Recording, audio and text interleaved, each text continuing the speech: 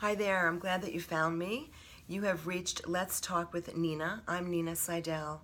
So this is a video series that I'm beginning, and today I want to talk about the protection and welfare of children. We have recently encountered another massacre, unfortunately, in our society that impacted many families, and unfortunately 17 individuals, most of whom range between ages 14 and 17, and some adults that stepped in to protect some of those children that were able to escape. So we need to honor the fact that school is not intended in the United States of America to be an unsafe war zone.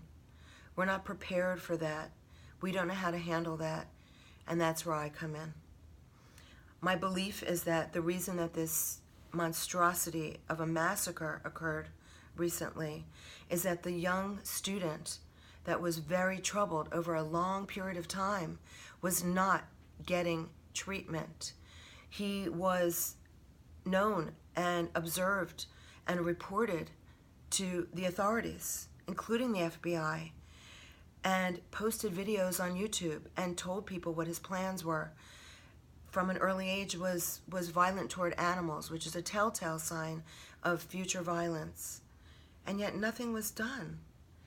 So let's backtrack a moment.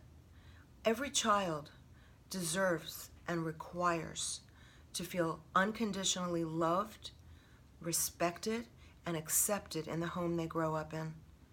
If a child is without that, the trajectory of their future life, the choices they make, the behaviors they enact, the relationships that they get involved with, the contribution or lack thereof in society will be magnified because of the early foundation, whether that was there or not for them. So let's keep in mind that we must know that in our society, in my humble opinion, we have really lost the focus about what happens to children.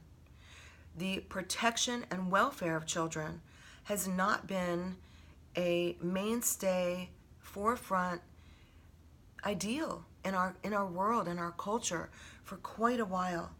We are fraught with so much tragedy, so many amazing technological advancements, medical advancements, competition to get ahead, to keep one's job, one's home, to know where they stand, where do we all stand in the world today. There's a lot that's very important that we deal with, and I acknowledge that. Yet what's important is that we don't forget about the children, that we don't forget about the impact on our children. So if you have a child, or you work with a child, or you know a child who seems troubled, who seems that they're preoccupied with violence, who is a social isolate, who maybe has had issues academically and socially in school, who projects excitement at the prospect of becoming a shooter or picking out his favorite or her favorite guns, that's more than a red flag that needs to be addressed. We cannot let any human being, starting from early ages on, slip through the cracks.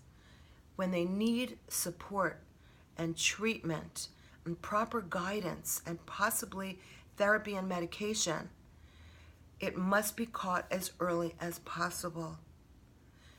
Unfortunately, not everyone has the resources in their family to get those needs met. And unfortunately, many parents have suffering in our children that they have not resolved. So those parents need to work on themselves, healing themselves, while they're also learning how to parent, protect, and guide their own children to make better choices and to feel good about themselves. So as unfortunate as the horrific massacre is in Parkland, Florida, and how we do not know how to deal with this, the poor families and parents of the children that were murdered, and the adults that stepped in, their families that have to now contend with one less in their life that they love, has to be a learning for us. This has to be a moment a teachable moment, as I say in my book, Parenting for Life, an insight moment. And what do we do with an insight moment? We build on them. So one insight builds to another insight, to another, where you end up having the experience of an abundance of insights that I term lifetime insights. Incidentally, my book, Parenting for Life, won the Mom's Choice Award, which is in 55 countries, and was endorsed by Deepak Chopra, who says, if you are interested in conscious parenting, this book is an excellent guide. So thank you, Deepak, for that. So let's get on board and become more aware. Let's not put our heads in the sand.